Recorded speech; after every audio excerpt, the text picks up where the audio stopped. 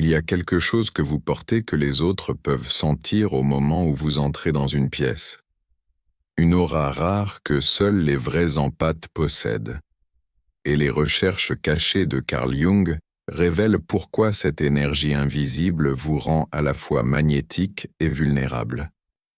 Jung a découvert que les vrais empathes ne ressentent pas seulement les émotions. Ils irradient ce qu'il a appelé la fréquence du guérisseur blessé, une signature énergétique forgée dans la douleur, mais transformée en quelque chose de bien plus puissant. Cette aura ne naît pas d'une bonté naturelle, mais d'une alchimie psychologique que la plupart des gens n'atteignent jamais. Dans ses notes privées, Jung a documenté comment cette rare aura empathique opère sur plusieurs dimensions simultanément. Elle peut guérir les autres simplement par sa présence, mais elle attire aussi à la fois la lumière et l'ombre de manières qui peuvent soit élever soit détruire l'empathe qui la porte. La partie la plus choquante. Jung a compris que cette aura devient dangereuse lorsque les empathes ne comprennent pas sa vraie nature. Sans conscience éveillée, elle devient une balise pour les vampires énergétiques, tout en consumant lentement l'empathe de l'intérieur. Accompagnez-moi alors que nous descendons dans les intuitions les plus profondes de Jung, sur le champ d'énergie invisible qui entoure les vrais empathes, et pourquoi comprendre cette aura rare fait la différence entre être un guérisseur blessé et un guérisseur souverain. Car voici ce que Jung a découvert et que la psychologie moderne refuse encore de reconnaître. Votre aura empathique n'est pas un don avec lequel vous êtes né. C'est un mécanisme de survie psychologique qui s'est transformé en quelque chose de sacré grâce à ce que j'appelle l'alchimie traumatique. Jung a écrit « Le privilège d'une vie est de devenir qui vous êtes vraiment. Mais pour les empathes, devenir qui vous êtes vraiment signifie d'abord comprendre pourquoi votre système nerveux a développé cette extraordinaire sensibilité. Ce n'était pas aléatoire, c'était adaptatif. » Pensez à cela du point de vue de Jung sur le développement psychologique. Il a observé que les empathes émergent souvent d'environnements infantiles où la survie émotionnelle dépendait de l'hypervigilance. Vous avez appris à lire les micro-expressions avant de pouvoir lire les mots. Vous avez développé un radar pour le danger émotionnel parce que votre sécurité dépendait de l'anticipation du climat émotionnel autour de vous. Mais voici ce que Jung a compris et que la plupart des thérapeutes manquent. Ce mécanisme de survie ne vous a pas seulement aidé à naviguer le trauma de l'enfance. Il a littéralement reconfiguré votre cerveau pour opérer à des fréquences que la plupart des gens ne peuvent pas atteindre. Vos neurones miroirs sont devenus hyperactifs. Votre système limbique est devenu extraordinairement réactif. Tout votre système nerveux est devenu ce que j'appelle une antenne émotionnelle. Les neurosciences modernes confirment ce que Jung a pressenti il y a des décennies. Les recherches du Dr Ella Aaron sur les personnes hautement sensibles montrent que les empathes traitent l'information sensorielle plus profondément dans les régions cérébrales associées à la conscience, l'émotion et l'empathie. Mais Jung a compris quelque chose de plus profond. Cette différence neurologique crée un véritable champ énergétique que les autres peuvent percevoir. Mais ce n'est pas la partie la plus extraordinaire. La plus extraordinaire est comment Jung a découvert que cette aura empathique fonctionne comme ce qu'il appelait le radar psychologique. Elle ne fait pas que recevoir de l'énergie. Elle la transmute activement à travers des processus alchimiques inconscients. Jung a observé que lorsque les empathes entrent dans une pièce, ils commencent inconsciemment ce que j'appelle l'archéologie énergétique. Ils creusent sous les présentations de surface pour découvrir la vérité émotionnelle que les autres cachent, même à eux-mêmes. Votre aura lit littéralement les projections d'ombre que les gens portent. Voici comment cela fonctionne réellement, basé sur la compréhension par Jung de l'inconscient collectif. Étape 1. Le scan énergétique. Votre aura empathique s'accorde automatiquement avec ce que Jung appelait les complexes à tonalité affective, les schémas émotionnels inconscients qui dirigent le comportement des gens. Vous sentez leur deuil non traité, leur rage cachée, leur peur refoulée avant même qu'ils n'aient reconnu l'existence de ces émotions.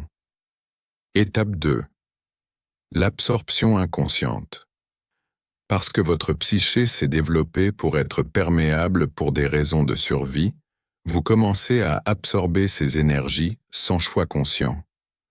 Jung appelait cela la participation mystique, l'identification inconsciente avec les états psychologiques d'autrui.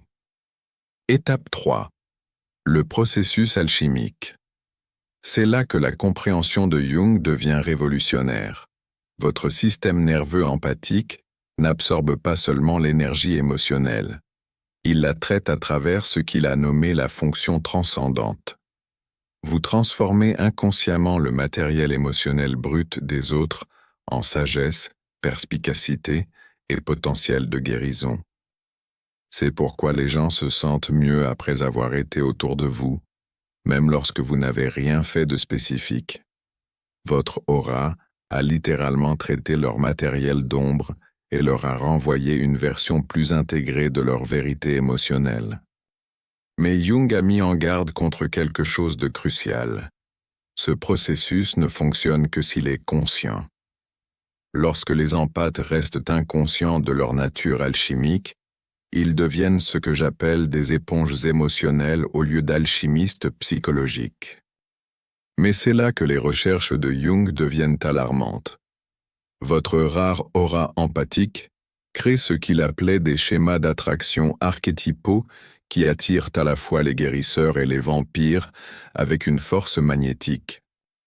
Jung a identifié des archétypes spécifiques inconsciemment attirés par les auras empathiques. L'archétype de l'enfant blessé. Les personnes portant un trauma infantile non guéri perçoivent votre capacité à être témoin et à contenir la douleur. Elles sont attirées par vous parce que votre aura promet l'acceptation inconditionnelle qu'elles n'ont jamais reçue. Le projeteur d'ombre. Les individus qui ont renié des parties d'eux-mêmes cherchent inconsciemment des empathes pour porter leurs émotions rejetées. Votre aura devient un dépôt pour ce qu'ils refusent de ressentir.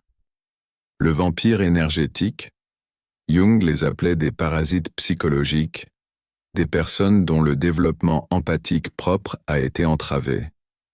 Elles ont donc appris à survivre en se nourrissant de l'énergie émotionnelle des autres. Mais Jung a aussi identifié des archétypes positifs attirés par les auras empathiques. Le chercheur conscient. Ceux qui font leur propre travail intérieur reconnaissent votre aura comme un miroir pour leur propre croissance. Ils viennent non pas pour prendre, mais pour raisonner et coévoluer. Le soi authentique. Les personnes prêtes à embrasser leur pleine humanité sont naturellement attirées par la permission que votre aura leur donne de ressentir profondément sans honte. Le danger réside dans ce que j'appelle la confusion archétypale. Quand les empathes ne peuvent pas distinguer ceux qui viennent pour guérir de ceux qui viennent pour se nourrir. Votre aura attire les deux. Mais sans discernement conscient, vous vous épuiserez à essayer de transformer des gens qui ne sont pas prêts pour la transformation. Si vous avez remarqué que vous attirez à la fois des personnes profondément spirituelles et des personnes profondément troublées, commentez « Je suis un aimant archétypal ». Vous découvrez maintenant ce que Jung appelait la constellation du guérisseur blessé.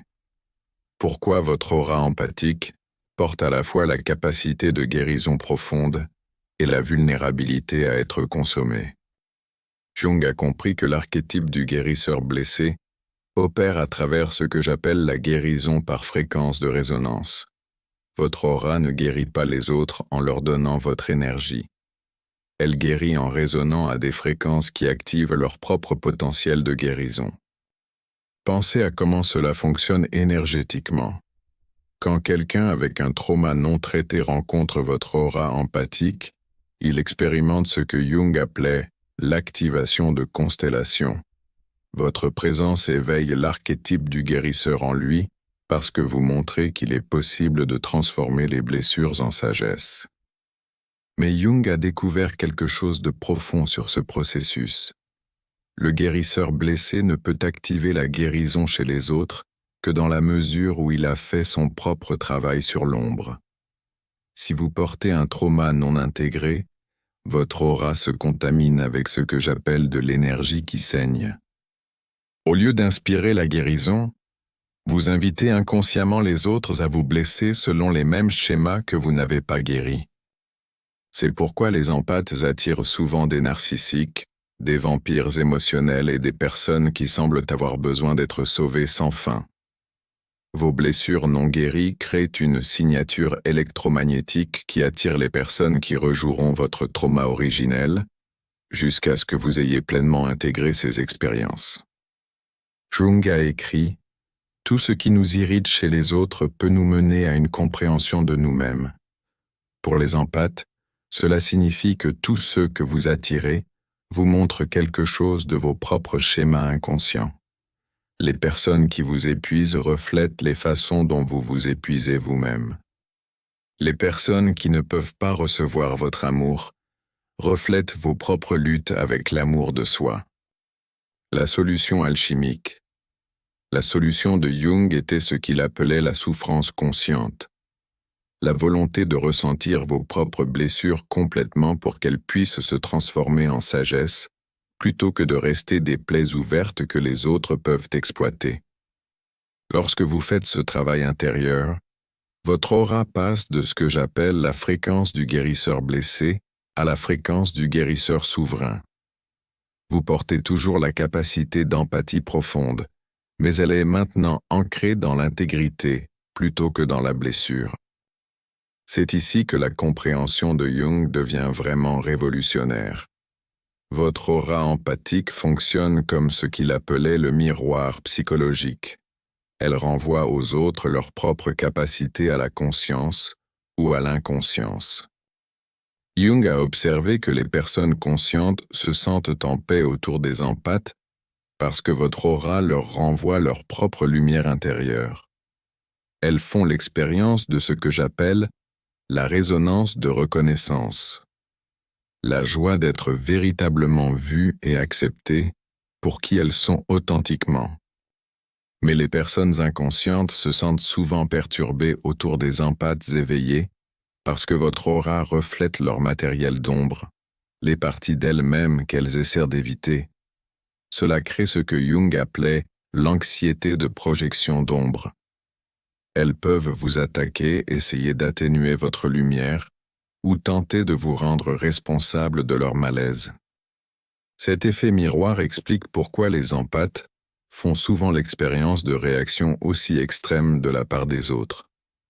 Certaines personnes sont attirées vers vous comme des papillons de nuit par la flamme, tandis que d'autres semblent inexplicablement hostiles ou menacées par votre présence. Laissez-moi vous montrer cette dynamique en action. La réponse du miroir conscient. Quand quelqu'un qui fait son propre travail intérieur rencontre votre aura empathique, il se sent inspiré et élevé. Il pourrait dire des choses comme « Je me sens si en paix autour de toi » ou « Tu m'aides à me rappeler qui je suis vraiment ». Ces personnes vous énergisent parce que l'échange est mutuel. Elles reflètent aussi votre lumière vers vous. La réponse du miroir inconscient.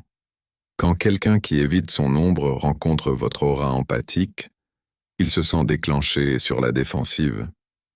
Il peut critiquer votre sensibilité, vous dire que vous êtes trop, ou essayer de provoquer des réactions émotionnelles qui abaisseraient votre fréquence pour qu'elle corresponde à la sienne. Ces interactions vous épuisent parce qu'elles essaient de vous entraîner dans l'inconscience pour éviter d'affronter ce que votre présence leur montre. La réponse du miroir prédateur. Quand les vampires énergétiques rencontrent votre aura empathique, ils sentent une opportunité. Ils reconnaissent votre capacité de traitement émotionnel et stratégisent inconsciemment des moyens de faire de vous leur régulateur émotionnel. Ce sont les personnes qui déversent leur trauma, créent des crises sans fin ou se positionnent comme des victimes qui ont besoin de votre sauvetage constant. Comprendre cet effet miroir est crucial, car il explique pourquoi poser des limites semble si difficile pour les empathes. Quand vous posez des limites avec des personnes inconscientes, vous ne faites pas que protéger votre énergie. Vous refusez d'autoriser leur évitement de leur propre travail sur l'ombre. Mais voici l'intuition la plus profonde de Jung sur les auras empathiques. Vous ne traitez pas seulement des émotions individuelles. Vous êtes connecté à ce qu'il appelait l'inconscient collectif, l'espace psychique partagé qui contient toutes les expériences, peurs et aspirations de l'humanité. Jung a découvert que les empathes servent de ce que j'appelle une antenne collective. Vous vous accordez inconsciemment aux fréquences émotionnelles de groupes entiers, de communautés, voire de schémas de conscience globaux. C'est pourquoi vous pourriez vous sentir inexplicablement triste pendant des tragédies mondiales, anxieux pendant des bouleversements collectifs, ou épuisé dans des lieux bondés, où beaucoup de gens portent des émotions non traitées. Votre aura empathique capte littéralement des énergies archétypales qui transcendent la psychologie individuelle. Vous sentez l'ombre collective, les traumatismes non guéris, les émotions refoulées et les aspects de conscience reniés de l'humanité. Cette connexion à l'inconscient collectif est à la fois votre plus grand don et votre plus grand défi. D'un côté, elle vous donne accès à la sagesse universelle, à la guidance archétypale et à la capacité d'aider à guérir des blessures collectives. De l'autre, elle peut vous submerger d'un contenu émotionnel qui n'est pas personnellement le vôtre, mais qui paraît intensément réel. Jung croyait que les empathes jouaient un rôle crucial dans la guérison collective, parce que vous pouvez ressentir ce que les autres se sont anesthésiés à l'intérieur d'eux-mêmes. Vous servez de système d'alerte précoce pour les éruptions d'ombre collectives, les guerres, les bouleversements sociaux, les crises environnementales. Votre aura empathique sent ces perturbations avant qu'elles ne se manifestent dans le monde physique. Mais Jung a aussi averti que les empathes doivent apprendre à distinguer entre le matériel personnel et collectif, sous peine de risquer ce qu'il appelait l'inflation psychique. Assumer la responsabilité de guérir des blessures qui appartiennent à toute l'humanité. Si vous vous êtes déjà senti submergé par les événements mondiaux ou avez senti des émotions collectives qui n'étaient pas les vôtres, commentez « Je sens la douleur du monde ». Voici le cadre de Jung pour transformer votre aura empathique de vulnérabilité en souveraineté. Ce que j'appelle la méthode aura, basée sur ses principes d'individuation. Acceptez votre nature énergétique. Jung soulignait que vous ne pouvez pas intégrer ce que vous ne reconnaissez pas. La plupart des empathes vivent inconsciemment, sans savoir qu'ils fonctionnent avec un câblage neurologique et une sensibilité énergétique différents. Commencez par accepter que votre empathie n'est pas seulement émotionnelle, elle est énergétique. Vous absorbez et traitez littéralement l'information par des canaux que la plupart des gens n'atteignent pas. Ce n'est pas une faiblesse. C'est une forme sophistiquée de conscience que Jung appelait la perception différenciée. Suivez vos niveaux d'énergie tout au long de la journée. Notez quelles personnes, quels lieux et quelles activités vous énergisent versus vous épuisent. Jung appelait cela la comptabilité énergétique. Devenir conscient de comment vos dons empathiques sont utilisés et abusés.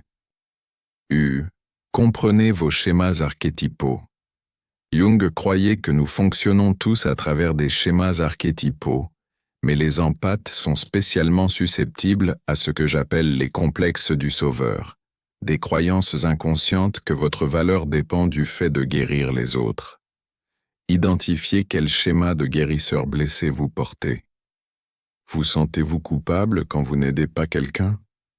Attirez-vous des personnes qui ont besoin d'être réparées? Vous sentez-vous responsable des émotions des autres? Ce sont des signes que vos dons empathiques sont dirigés par des complexes inconscients plutôt que par un choix conscient. La solution de Jung était ce qu'il appelait l'imagination active, dialoguer consciemment avec ces schémas archétypaux pour comprendre leurs origines et transformer leur expression. R.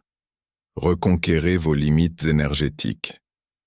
Jung comprenait que des limites saines ne sont pas des murs.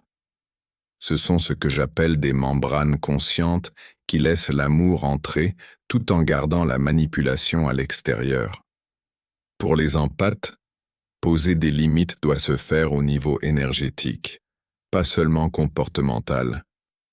Cela signifie apprendre à sentir quand votre aura est envahie ou drainée et avoir des techniques pour restaurer votre intégrité énergétique. Jung pratiquait ce qu'il appelait l'hygiène psychologique, des pratiques régulières pour nettoyer les énergies absorbées et retourner à votre fréquence authentique. Cela peut inclure la méditation, du temps dans la nature, l'expression créative ou toute activité qui vous aide à vous rappeler qui vous êtes sous toutes les émotions que vous avez absorbées. A. Activer l'empathie consciente. Le but ultime de Jung était ce qu'il appelait l'empathie consciente, la capacité de ressentir avec les autres sans vous perdre en eux. C'est une empathie qui sert la conscience plutôt que les compulsions inconscientes. L'empathie consciente signifie choisir quand et comment engager vos dons empathiques plutôt que d'être à leur merci. Cela signifie pouvoir être témoin de la souffrance sans l'absorber. Offrir une présence guérissante sans vous épuiser. Ce niveau de maîtrise empathique requiert ce que Jung appelait la fonction transcendante, la capacité de maintenir des opposés dans la conscience. Vous pouvez être à la fois compatissant et avoir des limites, ouvert et protégé, sensible et fort. Quand vous intégrez les principes de Jung, quelque chose d'extraordinaire se produit. Votre aura empathique se transforme de ce que j'appelle la fréquence du guérisseur blessé en fréquence du guérisseur souverain. Jung a observé cette transformation chez ses patients les plus avancés. L'empathe souverain porte tous les dons de sensibilité et de perception du guérisseur blessé. Mais ces dons servent maintenant le choix conscient plutôt que la compulsion inconsciente. Le changement énergétique. Votre aura devient plus radieuse mais aussi plus contenue. Au lieu de laisser fuir votre énergie de manière indiscriminée, vous irradiez ce que Jung appelait l'intégrité, une signature énergétique qui inspire les autres à faire leur propre travail intérieur plutôt que de dépendre de vous pour traiter leurs émotions. Les gens sentent toujours vos dons empathiques, mais ils expérimentent maintenant ce que j'appelle la résonance responsabilisante plutôt que la résonance de facilitation. Votre présence éveille leur propre capacité de guérison au lieu de créer une dépendance à votre labeur émotionnel. Le schéma d'attraction change. Jung a noté que les empathes souverains attirent une constellation archétypale complètement différente. Les vampires énergétiques et les parasites émotionnels s'éloignent naturellement parce que votre aura ne diffuse plus la fréquence disponible pour être drainée. À la place, vous commencez à attirer ce que Jung appelait des âmes individuées, des personnes qui ont fait leur propre travail sur l'ombre et peuvent vous rencontrer à votre niveau de conscience. Ces relations sont mutuellement nourrissantes car les deux personnes contribuent à l'échange énergétique au lieu qu'une seule fasse tout le don. La guérison devient sans effort. Peut-être le plus remarquable, Jung a observé que les empathes souverains guérissent souvent les autres simplement par leur présence, sans effort conscient ou dépense d'énergie. Votre aura intégrée devient ce que j'appelle un champ de guérison qui active naturellement la croissance chez les autres. Cela arrive parce que vous n'essayez plus de guérir depuis vos blessures. Vous guérissez depuis votre intégrité.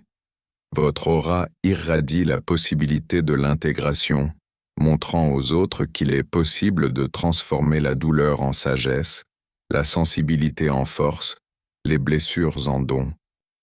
Jung croyait que les empathes servent une fonction cruciale dans ce qu'il appelait le processus d'individuation collective, l'évolution de l'humanité vers une plus grande conscience et intégration. Votre rare aura empathique n'est pas juste un don personnel, c'est une nécessité collective. Dans un monde où beaucoup se sont déconnectés de leur vérité émotionnelle, les empathes servent de ce que j'appelle des ponts de conscience. Vous aidez les autres à se souvenir de leur capacité à ressentir authentiquement. Mais Jung a mis en garde contre ce qu'il appelait le complexe du sauveur, la croyance inconsciente que vous êtes responsable de guérir tout le monde. Ce complexe entrave en fait la guérison collective car il crée de la dépendance plutôt que de l'autonomisation. La vraie mission de guérison collective des empathes est de modéliser ce que Jung appelait le ressenti conscient, la capacité de ressentir profondément tout en restant ancré dans votre propre centre. Quand les gens témoignent de cela dans votre aura, cela leur donne la permission d'accéder à leur propre profondeur émotionnelle sans se perdre. L'effet ricochet. Jung a observé que lorsqu'une personne dans un système familial ou communautaire atteint ce niveau de souveraineté empathique, cela crée ce que j'appelle des ondes de conscience, qui affectent tout le système. Votre aura intégrée donne aux autres la permission d'arrêter d'anesthésier leurs émotions et de commencer à les traiter consciemment. C'est ainsi que la guérison collective arrive réellement. Pas par une personne qui prend sur elle la douleur de tous, mais par des individus conscients qui modélisent qu'il est possible de tout ressentir et de rester entier. Le rôle évolutif. Jung croyait que les empathes représentent un développement évolutif dans la conscience humaine. Votre capacité à traiter les émotions à des niveaux aussi sophistiqués prépare l'humanité à ce qu'il appelait l'étape suivante du développement psychologique. Alors que de plus en plus d'empathes apprennent à manier leurs dons consciemment, nous nous rapprochons de ce que Jung envisageait comme le collectif conscient, une humanité qui peut ressentir profondément, traiter le matériel d'ombre et intégrer l'intégrité au niveau de l'espèce. Mais voici l'intuition ultime de Jung sur la rare aura empathique. Elle n'est pas destinée à être un fardeau que vous portez. Elle est destinée à être un don que vous choisissez de partager consciemment. Jung a écrit « Ta vision deviendra claire seulement quand tu regarderas dans ton cœur. Celui qui regarde à l'extérieur rêve.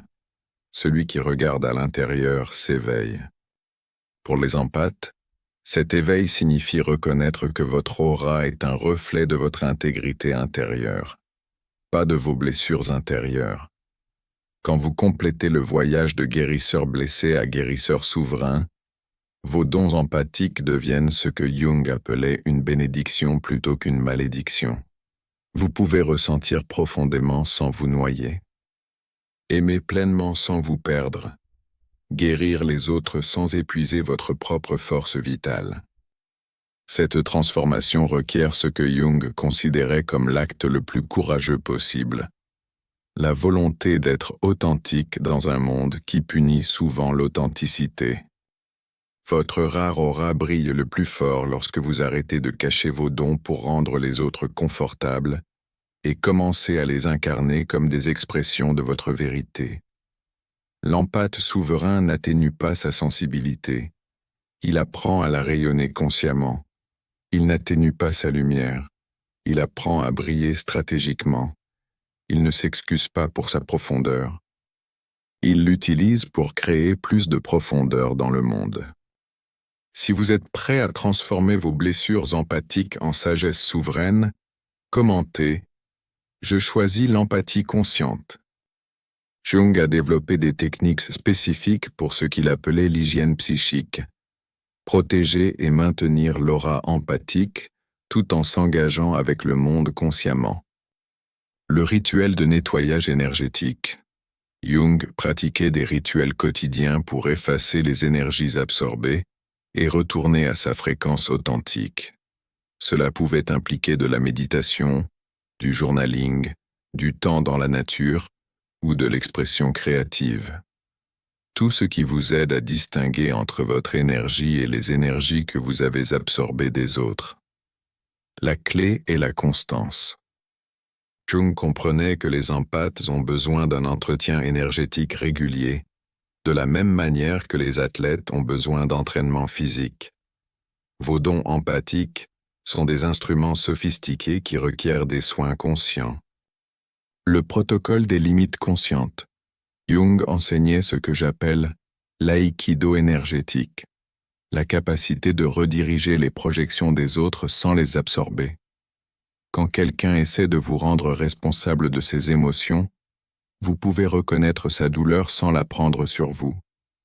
Cela requiert ce que Jung appelait la compassion consciente, ressentir avec les autres tout en restant centré dans votre propre vérité. Vous pouvez être témoin de leur lutte sans y être empêtré. La technique du bouclier archétypal. Jung a découvert que les empathes peuvent invoquer consciemment des archétypes protecteurs quand ils traitent avec des vampires énergétiques ou des projections inconscientes. Vous pouvez invoquer l'archétype du guerrier pour la force, du vieil homme sage pour le discernement, ou du souverain pour un centre inébranlable. Ce ne sont pas des visualisations fantaisistes. Ce sont des moyens d'accéder à différents aspects de votre propre conscience qui peuvent gérer des situations énergétiques difficiles. L'intuition finale de Jung sur les auras empathiques était à la fois simple et profonde. Le but n'est pas de vous débarrasser de votre sensibilité, c'est de la rendre consciente. Quand vous comprenez votre nature empathique comme Jung l'a fait, vous cessez de la voir comme un problème à résoudre et commencez à la voir comme un don à affiner. Votre aura devient un outil de conscience plutôt qu'une source de souffrance. La transformation est complète quand vous pouvez entrer dans n'importe quelle pièce, sentir tout ce qui s'y passe énergétiquement et choisir consciemment comment répondre. Vous n'êtes plus à la merci de vos dons empathiques. Vous en êtes le maître. Cela ne vous rend pas froid ou distant. En fait, l'empathie consciente est bien plus puissante que l'empathie inconsciente, car elle sert l'amour plutôt que la peur, la conscience plutôt que la compulsion, le choix plutôt que la réaction. Jung croyait que les empathes qui atteignent ce niveau d'intégration deviennent ce qu'il appelait des guérisseurs blessés qui ont été guéris, des personnes qui peuvent guider les autres à travers la même transformation parce qu'elles ont elles-mêmes parcouru le chemin. Votre rare aura, lorsqu'elle est incarnée consciemment, devient un phare qui montre aux autres qu'il est possible de tout ressentir et de rester entier, d'aimer profondément et de maintenir des limites, de servir les autres tout en s'honorant soi-même. Rappelez-vous la vérité cachée de Jung sur la rare aura que seuls les vrais empathes portent. Elle n'est pas rare parce que peu de gens possèdent des capacités empathiques. Elle est rare parce que peu d'empathes apprennent à manier ces capacités consciemment. Jung a écrit dans ses derniers travaux « Le privilège d'une vie est de devenir qui vous êtes vraiment ». Pour les empathes, devenir qui vous êtes vraiment signifie transformer vos blessures en sagesse, votre sensibilité en souveraineté, votre empathie en un choix conscient plutôt qu'une compulsion inconsciente. Votre aura empathique a été forgée dans les feux de l'expérience précoce, façonnée par la nécessité de survie et affinée à travers chaque acte de guérison que vous avez offert aux autres. Mais elle atteint sa pleine radiance seulement quand vous apprenez à vous guérir vous-même d'abord. Jung a compris que l'archétype du guérisseur blessé n'est que le début du voyage empathique, pas la fin. L'aboutissement est le guérisseur souverain, quelqu'un qui peut ressentir tout le spectre de l'émotion humaine tout en restant centré dans sa propre vérité.